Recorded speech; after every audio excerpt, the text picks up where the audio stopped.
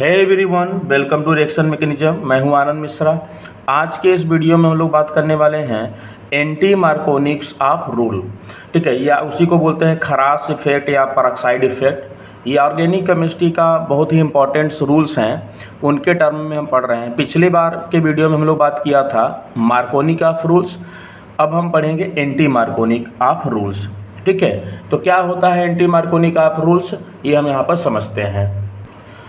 आपको एकदम crystal clear हो जाएगा, एक प्रॉपर नोट्स भी मिलेगा। आप उसी प्रकार से आप नोट्स भी बनाते चलिएगा, साथ ही साथ चीज़ें आपको समझाते चलेंगे। ठीक है, तो पूरे वीडियो में बने रहिएगा। When an unsymmetrical alkene is treated with HBr in presence of peroxide, then Br is attached to that doubly bonded carbon atom which have more hydrogen atom. It is anti of Marconic of rule। देखो, जब unsymmetrical alkene हो, उस unsymmetrical alkene का reaction कराया जाए HBr, सिर्फ HBr के साथ ही हमारा पेरोक्साइड इफेक्ट काम करता है एंटी मार्कोनिक ऑफ रूल। किसके प्रेजेंस में? In presence of peroxide. Then Br will be attached to that doubly bonded carbon atom which have more hydrogen atom। मार्कोनिक of rule का एकदम उल्टा है एंटी मार्कोनिक ऑफ रूल।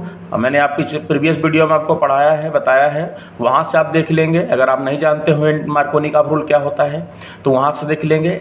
ये मार्कोनिक of rule का एकदम उल्टा है। उल्टा का मतलब, मार्कोनिक ऑफ रूल कहता है कि Br उस कार्बन से जुड़ेगा जिस पे हाइड्रोजन की संख्या कम है, और एंटी मार्कोनिक ऑफ रूल कहता है Br उससे जुड़ेगा जिस पे कि हाइड्रोजन की संख्या ज़्यादा है। बस अंतर क्या है, यहाँ पर एंटी मार्कोनिक ऑफ रूल में हमारा रिएक्शन के टाइम में उसमें प्रेजेंसी होनी चाहिए किसकी? पेरोक्साइड की। ठीक है, जैसे यहाँ पर समझते हैं CH3 CH double bond CH2। ठीक है, ये हमारा प्रोपीन है। ठीक है, 3 कार्बन है, 1 2 3, तो 3 कार्बन है, तो एथ मेथ एथ प्रोप, तो प्रोपीन आ गया, डबल बॉन्ड लगा है तो इन है, उसका रिएक्शन कराया गया है HBr। और देखो ये अनसिमेट्रिकल है। सिमेट्रिकल का मतलब दोनों तरफ बराबर होना चाहिए, लेकिन यहाँ देखिए डबल बॉन्ड की इधर हमारे कार्बन संख्या ज़्यादा है, इधर कार्बन संख्या नहीं है, तो इसको हम बोलेंगे अनसिमेट्रिकल। जब अनसिमेट्रिकल एल्कीन का रिएक्शन कराया जाए HBr के साथ इन प्रेजेंस ऑफ पेरोक्साइड, कोई भी पेरोक्साइड हो सकता है। ठीक है, बेंजोइल पेरोक्साइड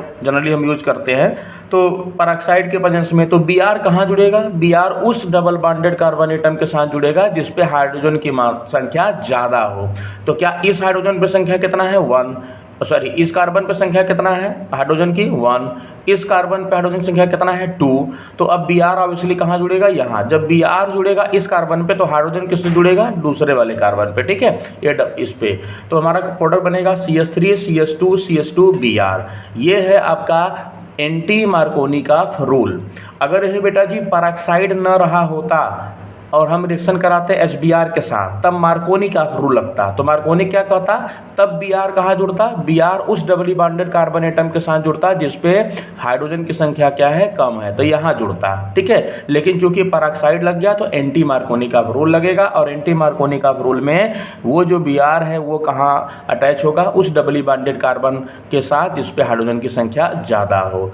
बात समझ में आ गई कि नहीं? ठीक है, इंपॉर्टेंट है, यहाँ पर पेरोक्साइड होगा तभी, और ये अप्लीकेबल है सिर्फ HBr के लिए। ठीक है, इसका मैकेनिज्म सबसे इंपॉर्टेंट है। देखो, जो हमारा HBr का एडिशन है एल्कीन में इन प्रेजेंस ऑफ पेरोक्साइड, वो फ्री रेडिकल मैकेनिज्म होता है। क्या होता है? Free radical mechanism. समझते हैं इसको। तो इसका मैकेनिज्म बेटा जी 3 स्टेप में होता है, क्योंकि ये हमारा फ्री रेडिकल मैकेनिज्म होता है। ठीक है, इनिशिएशन पहला होगा, दूसरा प्रोपागेशन, और तीसरा होगा टर्मिनेशन। फ्री रेडिकल मैकेनिज्म आप पढ़े होंगे। ठीक है, तो उसी के टर्म में हम यहाँ समझते हैं आगे की स्टेप फर्स्ट में क्या होगा? इनिशिएशन। इनिशिएशन का मतलब यहाँ पर शुरुआत होगा। ठीक है, peroxide undergoes homolytic fission to give free radical. जो पेरोक्साइड होगा पहले वो टूटेगा, होमोलिटिक फिजन बनाएगा। ठीक है, और फ्री रेडिकल बनाएगा। फ्री रेडिकल हमारा इंटरमीडिएट होता है। ठीक है, जो वेरी रिएक्टिव हो जाते हैं। हम समझते हैं कैसे होता है।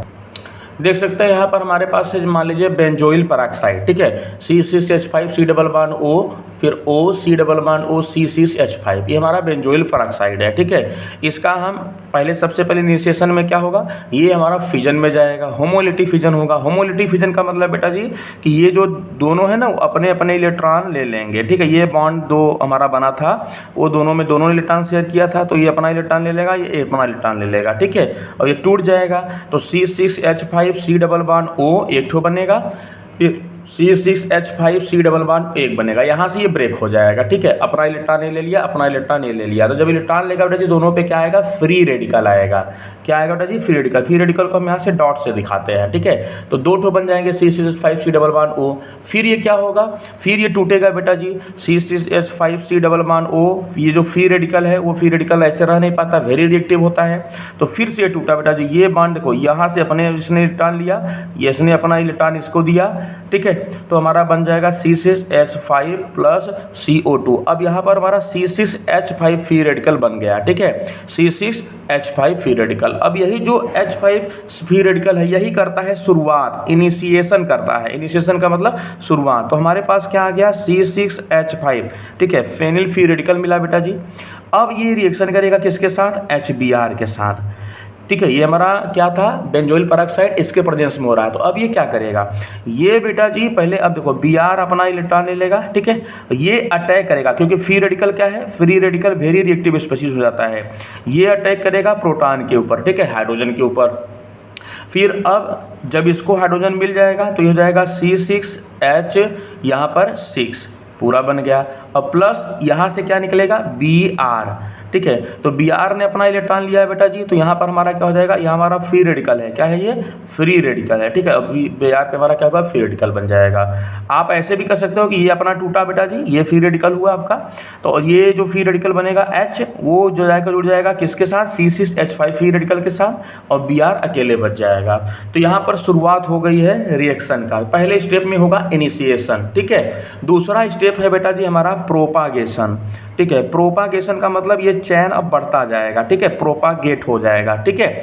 उसमें क्या होगा बेटा जी, पहले जैसे मान लीजिए हमने एग्जांपल लिया था, तो उसी को हम ले लेते हैं। CH3CH डबल बॉन्ड CH2 था बेटा जी, ये था, ठीक है। अब इसके साथ Br फ्री रेडिकल रिएक्ट करेगा, Br फ्री रेडिकल रिएक्ट करेगा बेटा जी, ठीक है।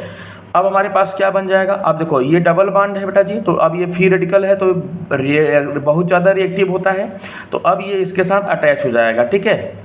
ये इसके साथ फ्री रेडिकल, इसने अपना इलेक्ट्रॉन दे दिया, तो बेटा जी यहाँ पर संभावनाएं क्या है कि CH3CH सेकेंडरी फ्री रेडिकल बनेगा बेटा जी, CH2, और ये इसके साथ जुड़ जाएगा और Br हो जाएगा, ठीक है। सेकेंडरी फ्री रेडिकल ज़्यादा स्टेबल होता है। अगर हम चाहते तो हम यहाँ पर भी फ्री रेडिकल लगा सकते थे, Br यहाँ पर, तो ये प्राइमरी फ्री रेडिकल कहलाता है, जो कि हम जानते हैं कि सेकेंडरी फ्री रेडिकल हमारा क्या है, ज़्यादा स्टेबल है। तो सेकेंडरी फ्री रेडिकल ये क्या है आपका, मोर स्टेबल, ठीक है ना भैया। चलिए आगे बढ़ते हैं।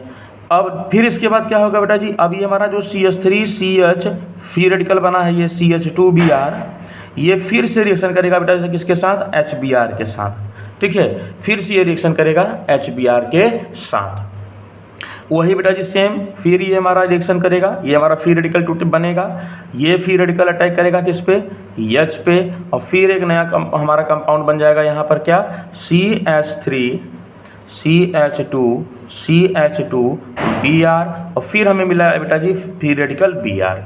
समझ में आ रहा है, ठीक है। पहले में शुरुआत क्या हुआ, पेरोक्साइड के वजह से HBr फ्री रेडिकल में बदला। अब वो पेरोक्साइड में जो HBr बना था फ्री रेडिकल, वह Br अब अटैक करेगा किसको, प्रोपीन को।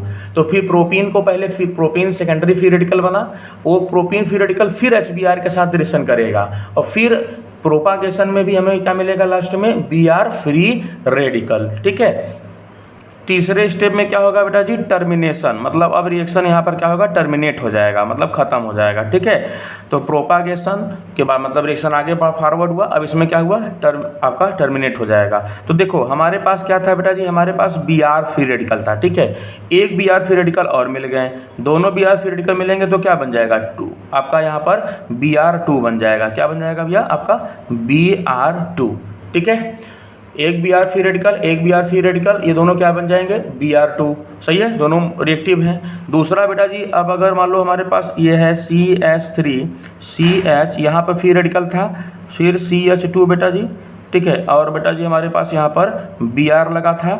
हम इससे कराएं इसका अगर हमारा Br फ्री रेडिकल के साथ, तो देखो ये फ्री रेडिकल आपस में जुड़ जाएंगे, तो हमारे पास कंपाउंड क्या बनेगा, यहाँ पर CH3 CH, यहाँ पर आके Br जुड़ जाएगा, फिर CH2, फिर यहाँ पर बेटा जी हमारा बन जाएगा Br। इस प्रकार से ये हमारा बनेगा, टर्मिनेट हो जाएगा रिएक्शन, ठीक है। लास्ट में जो फ्री रेडिकल बनेंगे ना, जैसे हमारा शुरुआत में क्या हुआ था, शुरुआत में हमारा प्रोपागेशन में पहले बेंजॉइल की वजह से यहाँ बेंजॉइल फ्री रेडिकल बना, तो फिर बेंजॉइल फ्री रेडिकल यहाँ पर बना हमारा क्या, ब्रोमीन आपका फ्री रेडिकल बनाया, वह ब्रोमीन फ्री रेडिकल जाके रिएक्शन करा प्रोपागेशन में किसके साथ, प्रोपीन के साथ, फिर वह प्रोपीन जो हमारा था वह हमारा फ्री रेडिकल बनाया, वह प्रोपीन फ्री रेडिकल हमारा HBr के साथ जुड़ा, फिर यहाँ से Br फ्री रेडिकल बना, अब यहाँ से Br फ्री रेडिकल, फिर यहाँ से Br फ्री रेडिकल, इसी प्रकार से अब टर्मिनेशन में क्या होगा, वह Br जो फ्री रेडिकल होंगे वो आपस में जुड़ के आपस में Br2 बना लेंगे। साथ ही साथ ये संभावनाएं है कि जो हमारा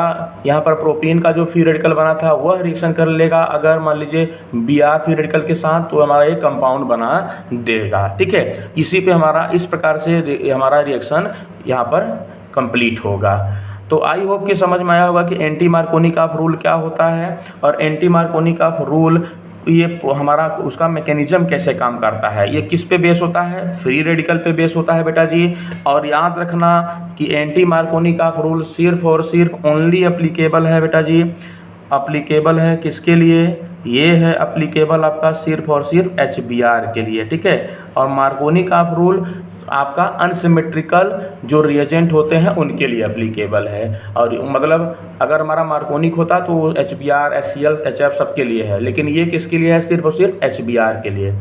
अगर आपको वीडियो पसंद आया हो, यहाँ तक समझ में आया हो, कुछ भी हेल्प लगा हो, तो प्लीज़ वीडियो को लाइक शेयर सब्सक्राइब करिएगा, और कमेंट बॉक्स में बताइएगा कि आप किस टॉपिक पे नोट्स चाहते हैं, किस टॉपिक पे आप प्रॉपर वीडियो चाहते हैं। मैं पूरी कोशिश करूँगा उस टॉपिक पे नोट्स देना या फिर आपको वीडियो बना के अवेलेबल कराना। Thank you, God bless you all.